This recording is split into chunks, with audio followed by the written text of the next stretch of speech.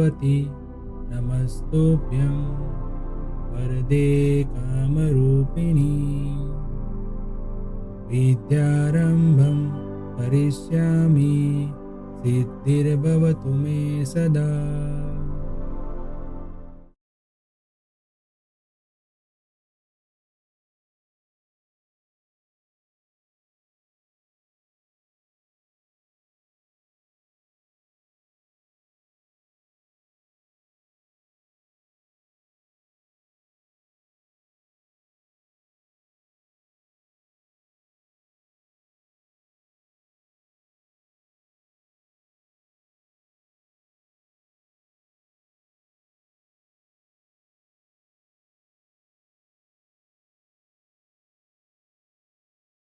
Hello friends, welcome to Mantra E learning. Friends, definitions के second lecture में हम definition जो पढ़ने वाले हैं वो है gross total income, casual income, agriculture income और legal provision for agricultural income, partly agricultural income और income derived from land but not treated as agricultural income. ये 6 डेफिनेशन 6 टॉपिक आज हम लेक्चर में कवर करने वाले हैं, तो ध्यान से समझना है इसको। ग्रॉस टोटल इनकम क्या होती है उसके बारे में देखेंगे सबसे पहले, तो चलिए शुरू करते हैं। Gross total income and total income दोनों देख लेते हैं। एक फॉर्मेट में यहाँ पे आपको समझाता हूँ कि फॉर्मेट है कॉम्पिटिशन ऑफ इनकम का। अब कॉम्पिटिशन ऑफ इनकम कैसे, तो as income tax, in the income tax के एक्ट के अंदर जो भी इनकम होती है उसको 5 हेड्स में डिवाइड की गई है। 5 हेड्स ऑफ इनकम उसको बोलते हैं। तो क्या क्या इनकम होती है, वो कौन कौन से उसके हेड्स होते हैं। तो सबसे पहला हेड है वो है इनकम फ्रॉम सैलरी, जो इनकम टैक्स एक्ट में सेक्शन 15 से लेके 17 तक उसकी प्रोविजन दी गई है। इनकम फ्रॉम हाउस प्रॉपर्टी जो 22 से लेके 27 तक दी गई है। इनकम फ्रॉम बिजनेस और प्रोफेशन 28 से लेके 44 DB। Income from capital gains 45 to 55A। Income from other sources 56 के लेके 59। ये हो गए total of heads of income, यानी कि टोटल इनकम हो गई। ये 5 हेड्स होते हैं, salary income, house property income, business और प्रोफेशन का प्रॉफिट, कैपिटल गेन्स और अदर सोर्सेज। अब ये एक एक हेड जो है वो आपके एक एक चैप्टर बनेंगे आगे से, और वो डिटेल में हम पढ़ने वाले हैं। अभी हम देख रहे हैं कि भाई ग्रॉस टोटल इनकम क्या है और टोटल इनकम क्या है। तो ये 5 हेड्स जो मैंने बताए उसकी अलग अलग सब हेडिंग की देखो आपको प्रोविजन के अलग अलग सेक्शन दिख रही है। उस हिसाब से हमको कैलकुलेट करना है। तो सैलरी की टोटल इनकम आ गई, बिजनेस की प्रॉफिट आ गया, कैपिटल गेन आ गया, अदर सोर्स की इनकम आ गई, उसको बोलते हैं हम टोटल इनकम। अब उसमें से लेस या तो ऐड होगा क्लबिंग प्रोविजन। क्लबिंग प्रोविजन का मतलब है फैमिली मेंबर की इनकम जो आपके इनकम के अंदर क्लब हो जाती है, मतलब मर्ज हो जाती है। हस्बैंड वाइफ हो गए, स्पाउस की इनकम, किड्स बच्चों की इनकम हो गई, बराबर। अभी उनको टैक्स भरने का नहीं है तो वो आपके इनकम के अंदर क्लब हो जाती है, उसको क्लबिंग प्रोविजन बोलते हैं। ठीक है। डिम्ड इनकम हो गई, उसके बाद 66 से लेकर 69 तक की एक सेक्शन में हमको उसकी प्रोविजन दी गई है। अब आता है set of and carry forward losses, मतलब लास्ट ईयर में आपका कुछ लॉस था उसको यहाँ पे हम एडजस्ट कर सकते हैं। ये मिला के जो हमको मिला जो अमाउंट उसको बोलते हैं हम gross total income. Gross total income, ये सारी चीजें मिला के जो बनती है उसको बोलते हैं हम ग्रोस टोटल इनकम। अब इसमें से हमको मिलता है डिडक्शन। जो डिडक्शन हमें दी गई है 80A से लेके 80U तक, वो डिडक्शन जब हम माइनस करेंगे उसमें से फिर आता है उसको हम बोलते हैं टोटल टैक्सेबल इनकम या तो फिर नेट इनकम। ठीक है। तो कुछ इस तरीके से मैंने आपको एक फॉर्मेट के हिसाब से समझाया कि भी ग्रॉस टोटल इनकम क्या होती है और टोटल इनकम क्या होती है। बराबर है। पहले तो जो हेड्स के हमने टोटल किया उसको बोलते हैं टोटल इनकम, फिर उसमें क्लबिंग इनकम प्लस किया, डेंट इनकम प्लस किया, लॉस जो भी है उसको एडजस्ट किया, फिर आ गया ग्रॉस टोटल इनकम, फिर उसमें से माइनस किया डिडक्शन, तो आ गई हमारी टैक्सेबल इनकम। बराबर है। अब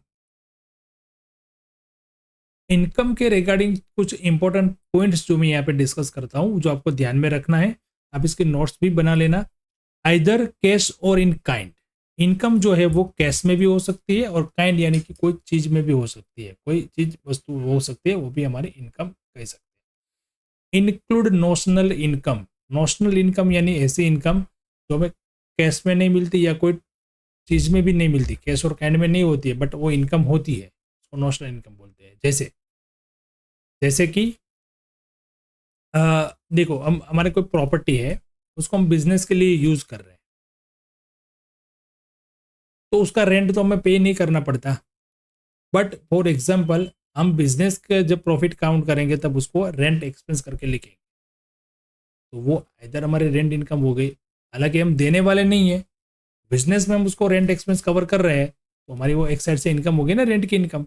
अगर हम वहाँ पे बिजनेस नहीं करते तो रेंट की इनकम मिलती। तो कुछ इस टाइप के ट्रांजेक्शन होते हैं, तब जो इनकम मिलते हैं उसको हम नॉशनल इनकम बोलते हैं। Every income need not to be a taxable income, हर एक इनकम टैक्सेबल इनकम नहीं है। इनकम के लिए हमें ये भी ध्यान में रखना है, सब इनकम जो है वो टैक्सेबल नहीं है। उस पर हम आगे जाएंगे कि कौन सी इनकम जो है वो टैक्सेबल नहीं है। Illegal income is equally taxable. अब इनकम टैक्स ये कहता है कि भाई आप लीगल तरीके से इनकम लो या इलीगल से लो, उससे हमें कुछ नहीं है। आपने इनकम ली, आपको इनकम टैक्स भरना पड़ेगा।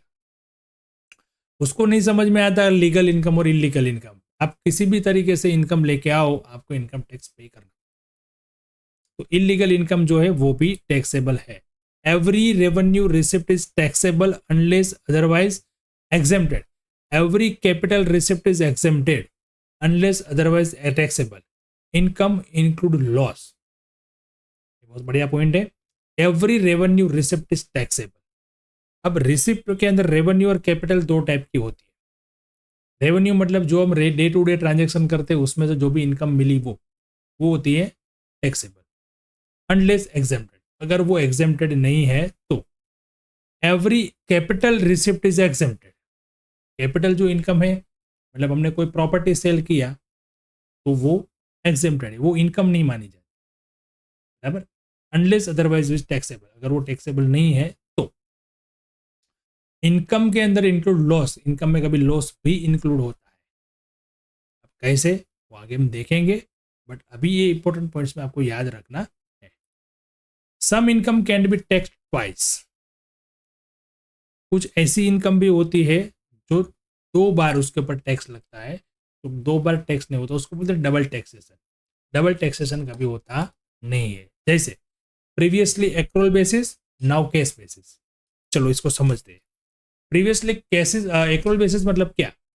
जैसे मान लो सैलरी इनकम, तो सैलरी में ऐसा होता है कि मंथली सैलरी हमारी 50,000 है। मान लो किसी बंदे की मंथली सैलरी 50,000 है, तो जब उसकी हम ईयरली इनकम कैलकुलेट करते हैं तो 50,000 इंटू 12 यानी कि 6 लाख रुपीज उसकी सैलरी इनकम मानते हैं।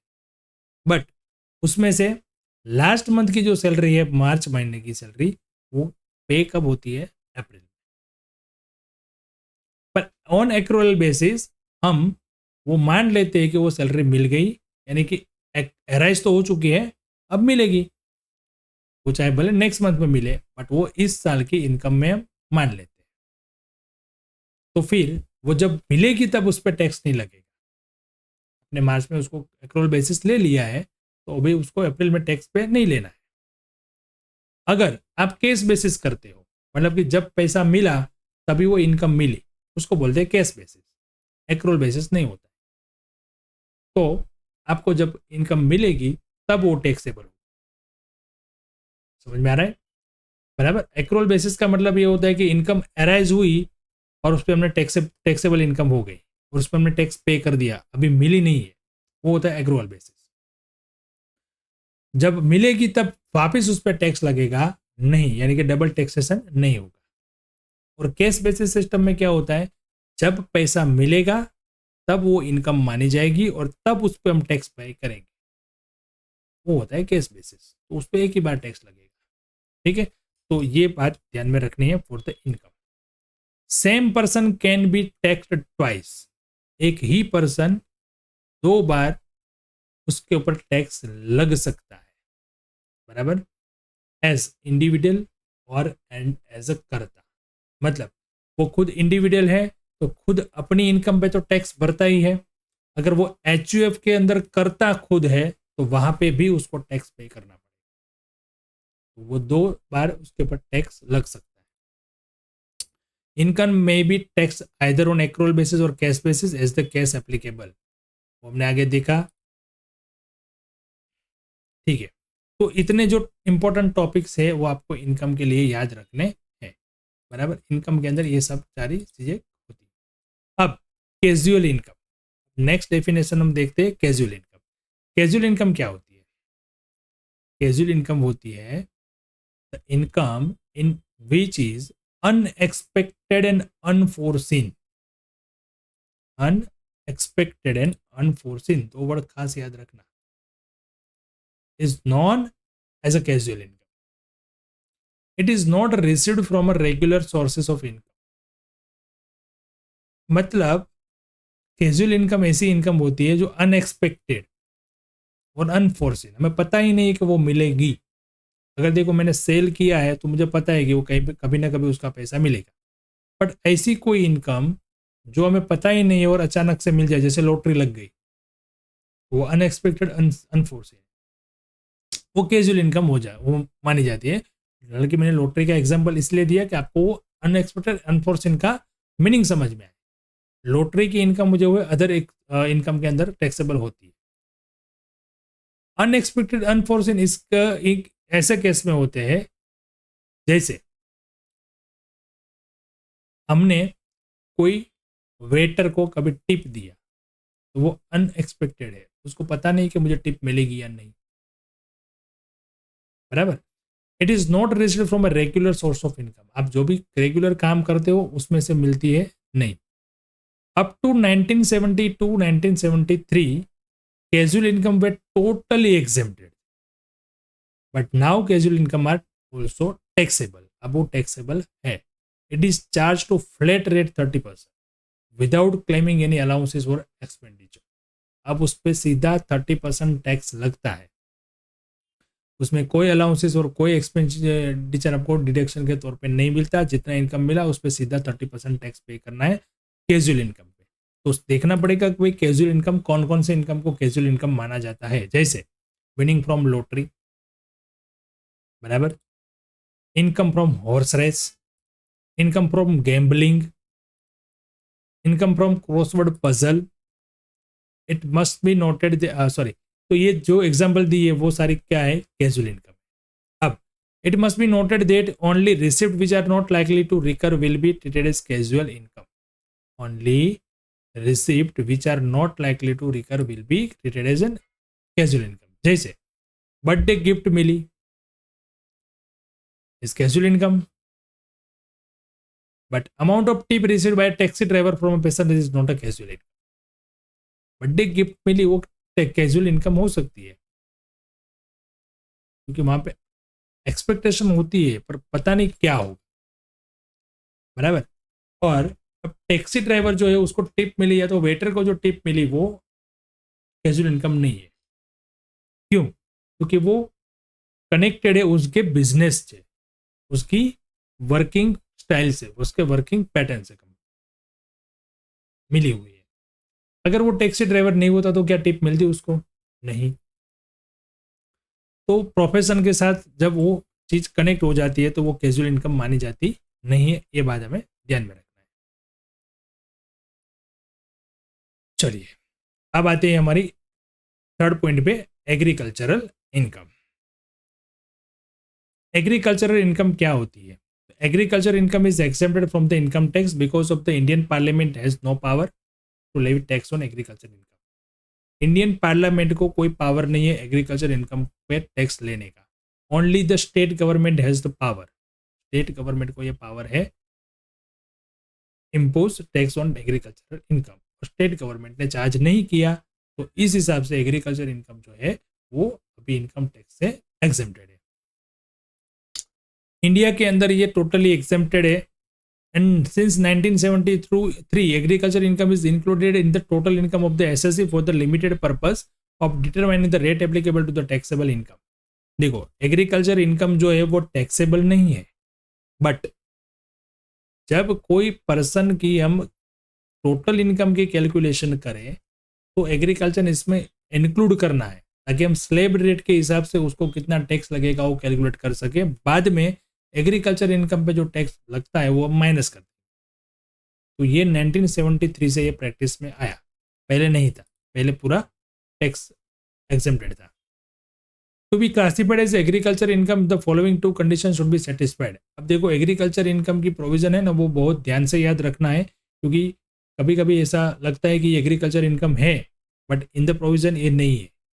कभी ऐसा लगता है कि एग्रीकल्चर इनकम नहीं है बट प्रोविजन में दिया गया कि ये है, तो इसलिए वो कंडीशन है, सब ध्यान से आपको याद रखना है। दो कंडीशन है, उसमें से पहली कंडीशन ये है income should have been derived from land situated in India. जो लैंड सिचुएटेड इन इंडिया भारत की जमीन है और भारत की जमीन में से एग्रीकल्चर इनकम मिली है तो ही वो एग्रीकल्चर इनकम है। सेकंड कंडीशन है वो जमीन जो है वो used for agriculture purpose, agriculture purpose से ही यूज की होनी चाहिए तो ही उसको एग्रीकल्चर इनकम मानी जाएगी।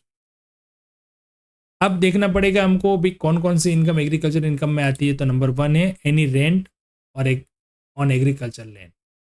जो एग्रीकल्चर लैंड है उसका कोई रेंट मिले तो वो भी एग्रीकल्चर इनकम है। ऐसा जरूरी नहीं है कि भाई जमीन है तो आप एग्रीकल्चर प्रोड्यूस ही पैदा करो, उसको रेंट पे दे दो और रेंट मिला तो वो भी एग्रीकल्चर इनकम ही है। बट उसमें भी कंडीशन है the land must B situated in India and use for agriculture purpose. If the tenant receives such rent from subtenancy, it will be treated as agriculture income. अगर एक person ने किसी को rent पे land दिया है, उसने तीसरे को लैंड पे दिया है तो उसके लिए भी ये एग्रीकल्चर ही है, पर कंडीशन 2 है भारत में होनी चाहिए और दूसरा उसको यूज एग्रीकल्चर के हिसाब से ही होना चाहिए। Any revenue from agriculture land, agriculture land का कोई भी रेवेन्यू मिले यानी कि the land must situated in India और revenue derived from agriculture activity, ये दो कंडीशन है। रेवेन्यू यानी कि हमने उसके ऊपर कोई प्रोडक्ट प्रोड्यूस किया और फिर उसको सेल किया, कल्टीवेशन जो हम एग्रीकल्चर एक्टिविटी बोलते हैं, उससे जो इनकम मिली वो तो 100% एग्रीकल्चर इनकम ही हो गई। Income from processing agriculture produce, अब ये चीज ध्यान में रखनी है, जैसे कुछ एग्रीकल्चर प्रोडक्ट्स ऐसी होती है जो डायरेक्ट सेलेबल नहीं होती है, उसके ऊपर थोड़ी बहुत प्रोसेस करनी होती है फिर वो सेल की जाती है। तो ऐसी जो प्रोसेसिंग होती है एग्रीकल्चर प्रोडक्ट के ऊपर वो भी एग्रीकल्चर इनकम है। जैसे cotton has to be gin, cotton जो आता है उसको जिन की प्रोसेस करनी पड़ती है, जिनिंग की प्रोसेस होती है उसके ऊपर, फिर वो सेलेबल बनता है। मतलब उसमें से वो जो कपास है उनको होते हैं वो अलग करने की प्रोसेस, टोबैको जो होते हैं उसको ड्राई करने की प्रोसेस होती है। तो ये प्रोसेस की इनकम जो है वो भी एग्रीकल्चर इनकम है। एनी इनकम फ्रॉम बिल्डिंग, अब बिल्डिंग का जो है वो बहुत इंपॉर्टेंट है। Income from a building use for agriculture is treated as agriculture income but for this following condition must be satisfied. Income from building use for agriculture is treated as agriculture income. कोई भी building है जिसका आपने agriculture के purpose से use किया है तो वहां पे भी वो इनकम है वो एग्रीकल्चर इनकम मानी जाएगी। उसके लिए कंडीशन है नंबर 1, अ पर्सन वो get income is owner of possession of the building. जिसको ये इनकम मिलती है वो बिल्डिंग का ऑनर या तो पोजेसर होना चाहिए। दूसरा, द बिल्डिंग है वो सिचुएटेड ऑन एग्रीकल्चर लैंड, वो खेती की जमीन पे बनी होनी चाहिए। और must be in immediate vicinity of such land, ऐसी जमीन से नजदीक में आनी चाहिए। The building must be required as dwelling house, तीसरा कंडीशन है building must be required as dwelling house. Building का यूज जो है वो ड्वेलिंग हाउस के लिए यूज किया गया, स्टोर हाउस के लिए यूज किया गया होगा। तो other out building by reason of it connection with the land. इस बिल्डिंग का यूज जो है वो एग्रीकल्चर के पर्पज से ही किया जाना चाहिए, एज अ ड्वेलिंग हाउस और एज अ स्टोर हाउस। और ये जो है वो एग्रीकल्चर लैंड पे आनी चाहिए बिल्डिंग, या उसके नजदीक में आनी चाहिए। उसके बाद the land must be associated to land revenue in India और must be subject to local rate. Land revenue का मतलब होता है जमीन महसूल, उसके अंदर उसको टैक्स पे करना पड़ता है, जो ग्राम पंचायत वगैरह होते हैं वहां पे, उसके अंदर उसका रजिस्ट्रेशन होना चाहिए और सब्जेक्ट टू लोकल रेट होना चाहिए। इफ नॉट, अगर नहीं है तो ऐसी कोई भी जमीन, if the land is not associated to land revenue और it is not subject to local rate, then such land should be situated. अगर ये नहीं है तो ये आनी चाहिए outside the jurisdiction of municipality और cantonment code which has a population of more than 10,000 but not exceeding 1 lakh, and the land should be situated outside the limit of 2 kilometer of such municipality. अगर वो land revenue में assess नहीं हो गई है और local rate पे नहीं है तो ऐसी कोई भी जमीन जो है वो म्यूनिसिपैलिटी से हद जो होती है, लिमिट जो होती है, कैंटोनमेंट बोर्ड की जो लिमिट होती है उससे 2 किलोमीटर दूरी पर होनी चाहिए। और पॉपुलेशन जो होता है उसका वो 10,000 से लेके 1 लाख तक होना चाहिए, तो 2 किलोमीटर। अब पॉपुलेशन बढ़ेगा, 1 लाख से ज़्यादा है तो 1 लाख से ज़्यादा और 10 लाख से कम है तो उसकी रेंज बढ़ जाती है। 1 लाख से 10 लाख तक का होता है तो 6 किलोमीटर की दूरी पे होनी चाहिए, और 10 लाख से ज़्यादा है तो 8 किलोमीटर की दूरी होनी चाहिए। ऐसी जमीन पे कोई बिल्डिंग आई है तो फिर वो बिल्डिंग की जो भी रेवेन्यू है वो एग्रीकल्चर इनकम होगी। हाँ, income derived by human act के थ्रू इनकम होनी चाहिए, एग्रीकल्चर एक्टिविटी के द्वारा इनकम होनी चाहिए। अब डिविडेंड जो है वो डिविडेंड का क्या केस है, तो इनकम फ्रॉम डिविडेंड मतलब कि कोई कंपनी है जो एग्रीकल्चर एक्टिविटी करती है तो वो कंपनी के लिए एग्रीकल्चर इनकम है, बट उस कंपनी में जितने भी शेयर होल्डर है उन्होंने पैसा लगाया है और उसको डिविडेंड जो मिलता है वो डिविडेंड एग्रीकल्चर इनकम नहीं है। बराबर, कंपनी के लिए एग्रीकल्चर इनकम है पर शेयर होल्डर के लिए डिविडेंड जो है वो एग्रीकल्चर इनकम नहीं है।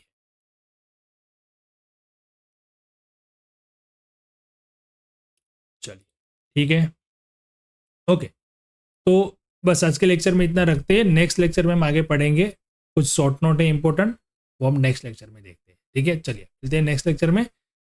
तब तक आप यहाँ पे जो भी पढ़ा है उसके आप नोट्स बना लेना और जो इंपॉर्टेंट पॉइंट मैंने डिस्कस किए वो खास अपना को लिख के रखना है। ठीक है, thank you and have a great day.